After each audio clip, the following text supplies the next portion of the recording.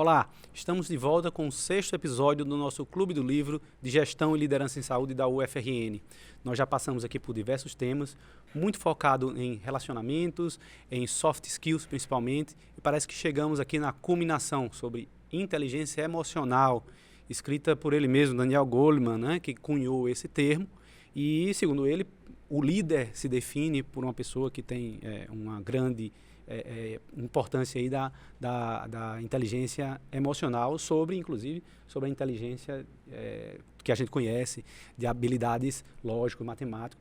E aí eu volto aqui sobre um conceito que a gente já levantou, né, sobre a técnica, né, que ele aborda tanto a importância da inteligência emocional sobre até aspectos técnicos. Será que isso é válido também para a nossa área de atuação em saúde, em que a técnica é algo ultra especializado? É verdade que é do dia a dia das pessoas, né? Quem lida com isso todo dia acha muito normal, mas é algo que é muito difícil de fazer. Então, Tati estudou vários anos, fez doutorado, Alessandro também estudou bastante aí oncologia, chega agora em cargo de gestão, agora tem que esquecer tudo isso e lidar só com inteligência emocional. Eu fiquei com essa impressão aqui, eu não sei o que vocês acharam. Tati, novamente, mulheres primeiro, o que é que você me diz? Não, esquecer esquecer tanto tempo é impossível, né? A gente já conversava antes de começar aqui efetivamente, e eu entendo, né, e me preocupo bastante com essa massificação de conceitos. Ora só a técnica, ora só a inteligência emocional. E a preocupação disso porque a gente vive num país de fragilidade realmente educacional de base. E aí a gente é muito mais vulnerável a esses modismos, né? Não que a inteligência emocional esteja definido como isso, mas, na verdade, tendenciosamente, ela pode ser usada dessa forma. Massificar esse termo e fazer as pessoas acreditarem que ele é superior a outro. Eu acho que a questão não é essa, né? É mais uma questão de equilíbrio. De fato, se você ler esse capítulo, você sai certo de que você deve investir nisso e aí você encontrou o segredo do sucesso.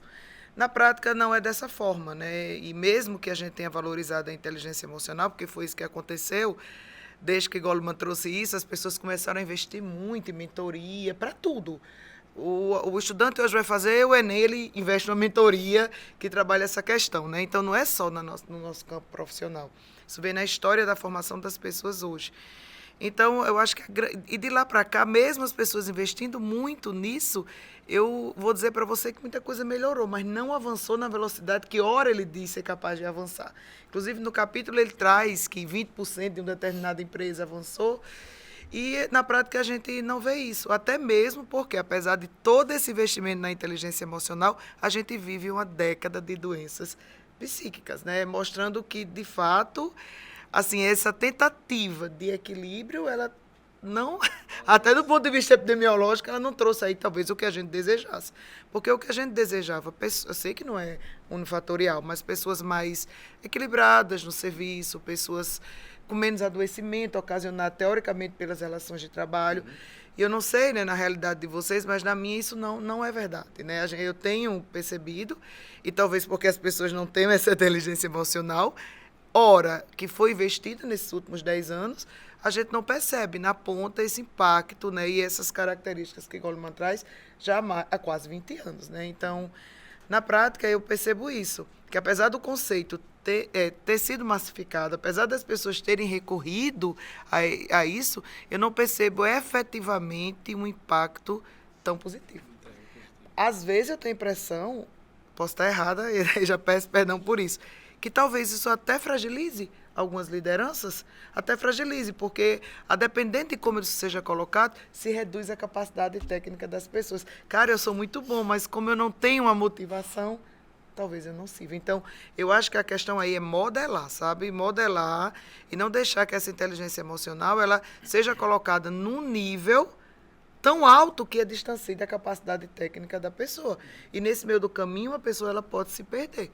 Essa é a minha percepção. Importante todas essas características que ele traz, o autoconhecimento, o autocontrole, da motivação, né? Mas a minha preocupação é que isso seja colocado dentro do ambiente de trabalho, numa posição que, ora, que ao invés de ajudar, possa trabalhar. algumas pessoas, né? Isso que eu penso. Daniel, você acha que você aí como administrador, né, então deve ter uma visão mais plural acerca de atuação desse tipo de abordagem, né? Você acha então que é possível que a percepção de Tati esteja relacionada ao fato de a gente ter uma vivência em hospital, em que no hospital talvez, né, seja realmente a técnica também muito importante, né? Do que outras áreas de conhecimento, telecomunicações, marketing, que realmente o produto entregue é um produto mais disponível, um produto mais palpável, né? Será que é isso ou é outro fator? Porque ele diz aqui realmente que, definitivamente, inteligência é muito mais importante, inteligência emocional muito mais importante do que a técnica para gestores. É um tema extremamente delicado, né? Mas o que eu acho que o principal é a gente acabar com essa dicotomia, né? Que existe técnica, racionalidade, emoção. Ou você é racional ou você tem essa inteligência emocional, né? Ou a inteligência racional, que boa parte da nossa vida a gente foi condicionado a isso. E a gente vai entendendo, e a gente como ser humano, e principalmente por um ser gregário, a gente deve e faz relacionamentos ao longo da vida. Isso desde da própria família e no trabalho. Então não existe um negar o outro. Eu acho que eles se complementam, né?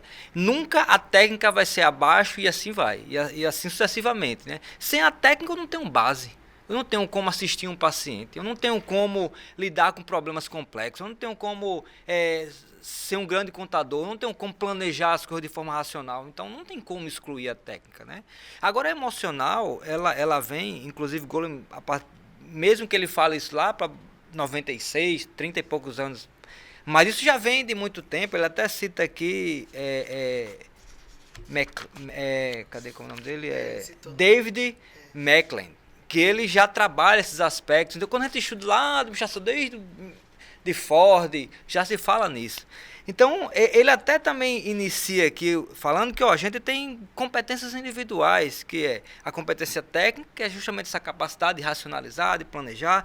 Temos essa competência cognitiva, que é a capacidade de analisar as coisas. E, mais recente, né, essa questão que aflorou, como o Tato falou, sobre a inteligência emocional, né? Que aí, qual é a grande questão? É a gente separar o joio do trigo. Os charlatões que pegam essa parte emocional. Hoje em dia, a mídia, né, com nossos Instagrams, com nosso YouTube, aquela pessoa que estuda um pouquinho e aí tem uma boa oratória, comunicação, leva para a emoção e acha que está tudo bem. Então, eu acho que a gente tem que, sim, entender os dois lados da moeda e complementar. E uma coisa também, quando a gente fala de inteligência emocional, ela também tem os níveis de aplicação. Por exemplo, se eu sou um enfermeiro, à beira do leito, eu acho que não tenho nem competência de falar isso, mas estou dando esse exemplo, né? Tá, eu vou ver até... Vamos, tá de olho. Siga.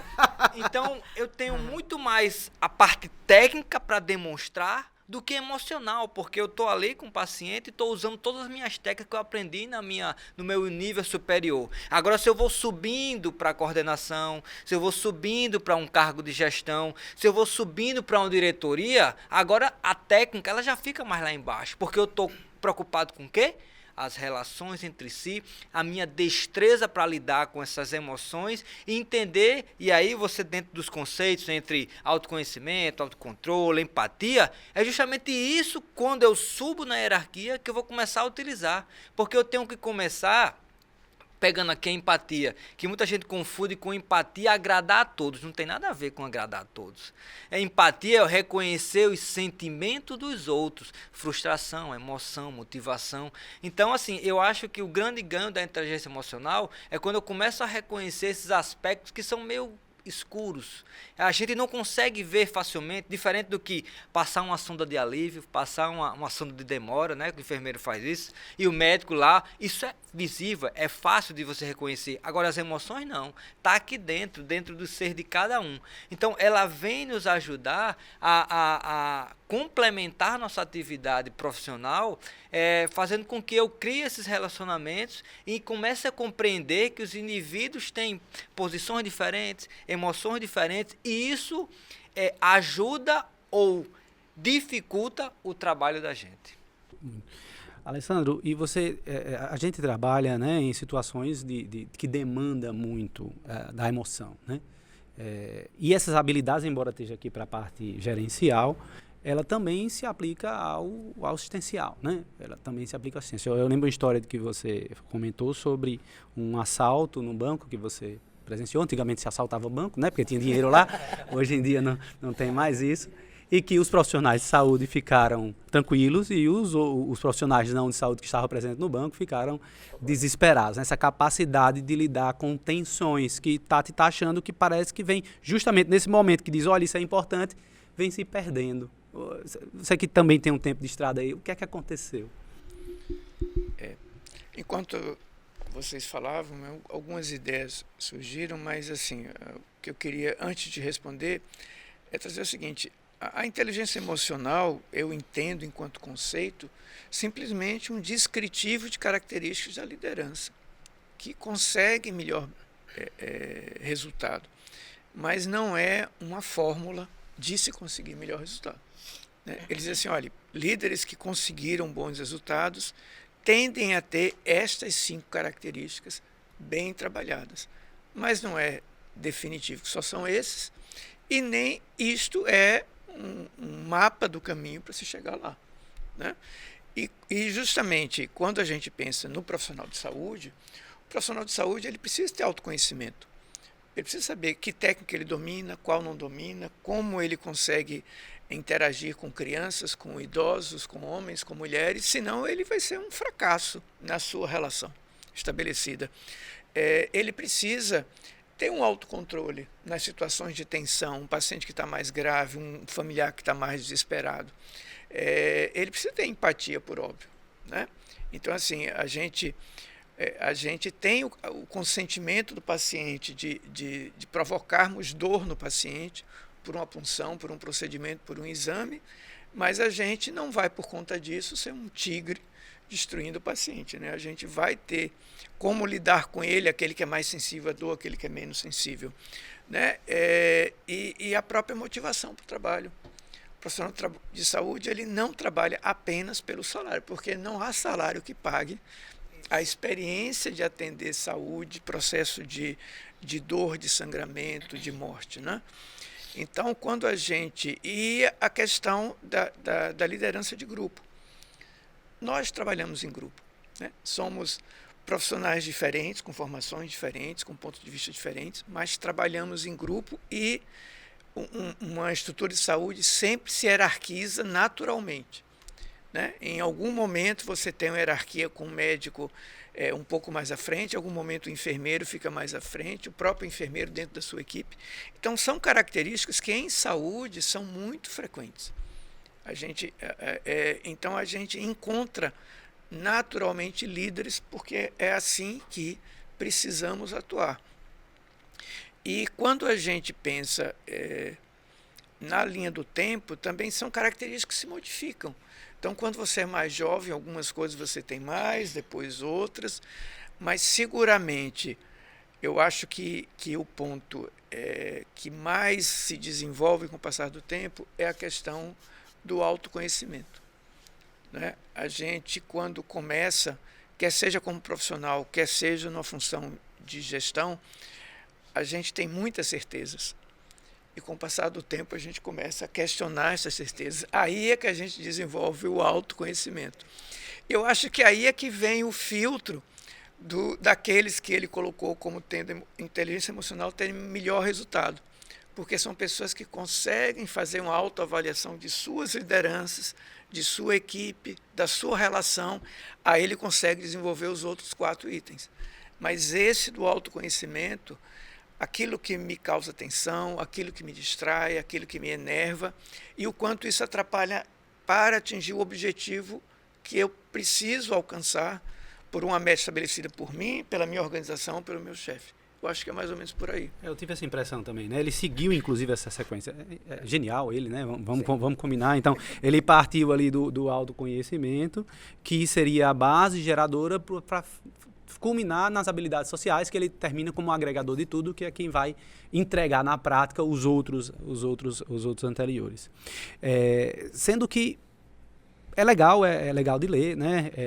A gente enxerga muita coisa, vê outras pessoas, mas ele frustra aqui em nos dar o passo a passo de como fazer isso.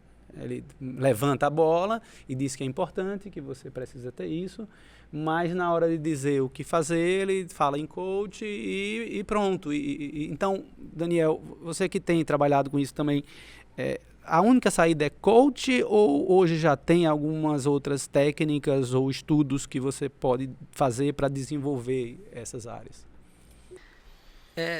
Com essa disseminação, aprofundamento, existe até algumas escolas que tratam isso, mas aí aquilo que a gente falou, né? Compreender aquilo que dá certo e o que não dá certo. E como é uma ciência que está muito relacionada à psicologia, né? Vamos dizer assim, pegando até eu acho que tem uma frase que é de Carl Jung, né? Um grande psicanalista, que ele fala assim: conhecer a sua própria escuridão é o melhor método para lidar com a escuridão dos outros. Então, vou repetir. Conhecer sua própria escuridão, ou seja, entender seus próprios fracassos, suas forças, até que ponto você pode ir, até que ponto você pode dar um passo a mais, a menos, é a melhor forma, a melhor maneira de ajudar o outro.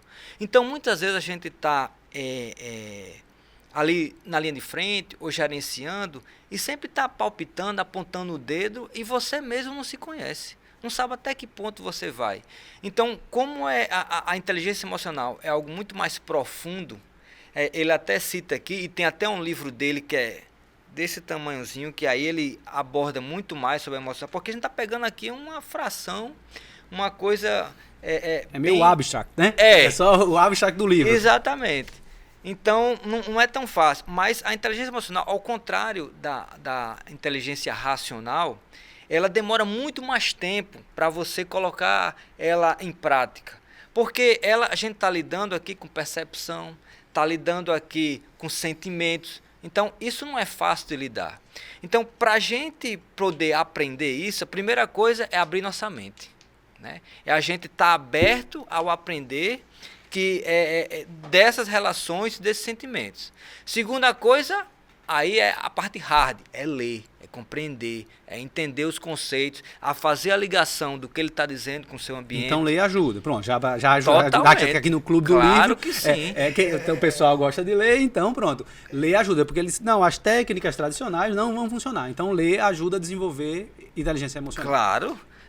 Esse livrinho não, mas algum outro livro que você recomenda? Não, nesse livro você lendo, você tem um passo a passo aqui que você consegue. Isso. Eu acho que se pegar o livro Inteligência Emocional, o original dele, o original, né? Tem até um livro maior que é sobre liderança, que ele fala, é um verdinho, também sobre inteligência, que ele pega só a característica do líder e fala como é que você pode fazer, dá os caminhos. Só que como é que os caminhos eu vou plantar? É no dia a dia, é na prática. Eu acho que não tem melhor forma de você aprender isso trazendo para a prática aquilo que você está lendo. É uma habilidade muito prática mesmo, né? Junta a abstração, porque é psicologia, junto com a necessidade prática. Agora, só ele fala muito de coach, apesar desse termo estar ruim aqui, e tá mesmo. Algumas pessoas desgastaram esse termo, né? Tem. Fizeram mau uso. Fizeram mau uso, mas a gente pegar aqui a analogia do técnico de uma seleção, é isso. É daí que vem, né? É daí onde vem. Aí é o conceito original. E sim, se você pega um mentor, aquele cara que já passou por tudo isso, já está calejado, né? Já está em experiência, como ele falou. Eu acho que ajuda sim a potencializar esse caminho. Daniel, você tem uma vivência disso, de vida, e uma vivência de estudo nessa área, né? Mas a gente tem aqui também duas pessoas que têm bagagem, que chegaram onde chegaram. E eu queria saber, então, de vocês, tá? De Alessandro, o que é que vocês têm também de recomendação que a gente possa aplicar o que tem nesse livro, o que a gente pode recomendar às pessoas mais jovens, até porque ele fala em maturidade, que é uma coisa que para apressar esse conhecimento e o desenvolvimento da inteligência emocional. Pronto, né? Até pegando o capítulo que a gente já começou dizendo que ele parece que sonha meio assim, né? De fato é importante essa trajetória até literária que ele traz, de conteúdo. E como a gente já vinha discutindo, do ponto de vista prático, eu acho que a questão aí é o tempo, sabe? O tempo. A gente conversa muito de que as pessoas elas aprendem num tempo muito mais delimitado o conhecimento de ordem técnica, conceitual. Você passa 5 anos para fazer seu doutorado, não que você não continue aprendendo, mas aquilo já consegue lhe modelar bem. Diferente das características que ele traz, no livro, como autocontrole, essa questão da motivação. Eu acho que o grande que aí é as pessoas compreenderem que esse tipo de aprendizado vai acontecer desde que elas desejem que aconteça. Agora, ela tem uma temporalidade maior. Não é eu fazer o curso de Goleman aí em 20 horas que eu vou sair super alto. Não é. É totalmente possível que você adquira isso, porque é algo que você persegue. Eu quero ter mais autocontrole, eu quero ser uma pessoa motivada, mas você vai precisar do tempo, sabe? Então, para os novos gerentes, ter cuidado para não serem seduzidos. Ora, eu fiz o curso dele, Tati, eu li esse livro e a partir de amanhã eu estou transformado, eu passo uma semana, com 15 dias eu não consigo mais, eu estou frustrado, eu estou doente, eu sou incapaz. Então, cuidado com esse efeito sedutor que a inteligência emocional tem. Porque o efeito sedutor é dizer, você vai ser muito bom e muito feliz e muito rico e muito tudo isso. E não é. A vida perpassa por ganhos e perdas. Eu acho que uma grande questão da inteligência emocional é você começar a vida entendendo que vai ganhar e vai perder. Em alguns momentos, e buscar esse equilíbrio. Então, para os novos gerentes, a inteligência emocional é extremamente importante e necessária, como a Alessandro coloca, a dependendo da posição que você ocupe, mais necessária ainda. Você ter autocontrole, porque você vai lidar com mais pessoas. Você ter motivação, porque você é exemplo para outras pessoas. Agora, o que as pessoas elas vão acabar se encantando, eu falo isso do ponto de vista prático, é perceber que isso é real, sabe? É perceber que você é motivado real, que você não se desvinculou da sua base de formação, no meu caso, a enfermagem, por exemplo, e eu sou bem resolvida com isso, e não porque eu fui para o curso de Goleman e cheguei hoje dizendo tudo o que ele disse no curso, porque é assim que acontece. Você vê nitidamente as pessoas se transformarem e elas se perdem, e você perde até o referencial daquela pessoa. Então, Daniel trouxe, lê, continua lendo para entender o que é inteligência emocional, busca ajuda. Eu acho que sim, eu acho que o psicólogo ajuda, o padre ajuda, o amigo ajuda, a cerveja ajuda, eu acho que é isso mesmo. A avó ajuda, um amigo que você confia ajuda, eu acho que é isso. Ele não traz isso com clareza no livro, mas existem outros dispositivos que não só o caminho formativo do psicólogo, o caminho formativo da melhor escola, o caminho formativo de Goleman, eu acho que tem outras questões aí, e tempo. Sabe, eu acho que é isso. Você vai ter que envelhecer. Você vai ter que envelhecer. Tem que ter alguma coisa boa em envelhecer, né? Você vai ter que envelhecer para conseguir. E não tem problema você não conseguir até lá. Sabe? Eu acho que é modelar isso aí. É porque também o que está deixando a sociedade, que a gente está no mundo fast food. Do conhecimento, Você pega 4 postagens do Instagram e agora já está dando vídeo dizendo que sabe tudo. Então, isso vai decepcionando, Porque tudo tem que ser aprofundado. A gente sempre vê só a pontinha do iceberg. Veja aí, você passa aí 4, 5 anos na faculdade, faz mestrado, faz doutorado, ainda fica se perguntando, caramba, ainda tenho muito a aprender. E aí, quando vem essas coisas já aprontam para você, esses cursos, como você falou, você vai passar 3 dias e agora você vai transformar a sua vida, você vai ser outra pessoa. Esse é o cuidado que a gente tem que ter, e aí com o tempo a gente vai tendo a maturidade e reconhecer que, não, calma, cocada, não é assim não. A gente espera um tempinho para amadurecer e entender o contexto como um todo.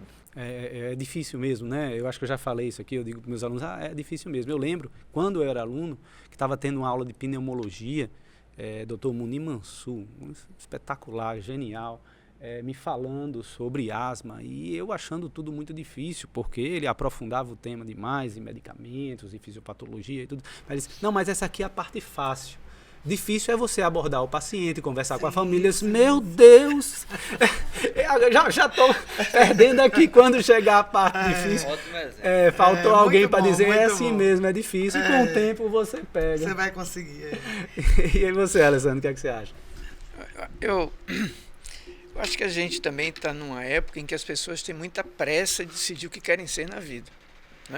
Então, quando a gente discute liderança, nem todo mundo está afim de ser líder, nem todo mundo está afim de ser gestor, e nem todo mundo tem, vamos dizer assim, as características para isso. Então, você pode ter uma excelente inteligência emocional e decidir não ser gestor. Ter o autoconhecimento de perceber, olha, não é para mim. Não é para mim. não é? E você desenvolver outras habilidades em outros lugares. Então, o interessante do passar do tempo é que você passa a curtir mais o dia, a noite, o livro, o que lhe acontece. E isso talvez, em quem está em posição de liderança, melhore a empatia, facilite a motivação, melhore o exemplo, rir dos erros. Né? A gente, quando é mais jovem, que passa por uma situação de constrangimento, fica vermelho, verde, quer sumir. Dorme mais. Depois de um certo tempo, você faz a piada na hora que acontece com você. Meu Deus, mesmo. como eu estou estressada hoje, Jesus, né? E vai passando, né? Então, é a gente perceber isso. Assim, a vida ela é muito boa para ser vivida, e a inteligência emocional é quem tem esta capacidade de perceber isso, sabe? O quanto é bom viver e respeitar as fases, as estações, não correr, não ir atrás e perceber isso. O que eu sustento? Quando você fala da sombra, né? O que eu tenho na minha sombra de potencial que permite que eu faça essa mudança, essa caminhada, e aquilo da minha sombra que eu não quero mexer. Tá? Então, assim, o que eu sustento na minha vida?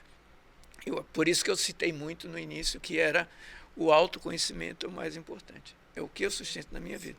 Isso tem tudo a ver com o que eu vinha pensando, né? A gente vem aí nessa desenvolvimento de gestores, de novos gestores, com muita habilidade gerencial, de soft skill, de relacionamento, que requerem esse desenvolvimento da inteligência emocional, às vezes tocando em questões muito próprias, muito particulares da pessoa. Então, realmente, ao decorrer do tempo, não imediatamente em 3 dias, a pessoa muda de vida, né? Você muda demais.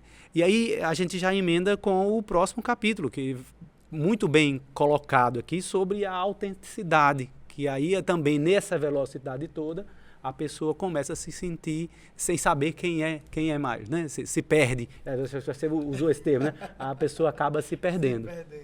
Por hoje foi isso, então. A gente se encontra no próximo episódio, com o 7º capítulo sobre o paradoxo da autenticidade. Até lá.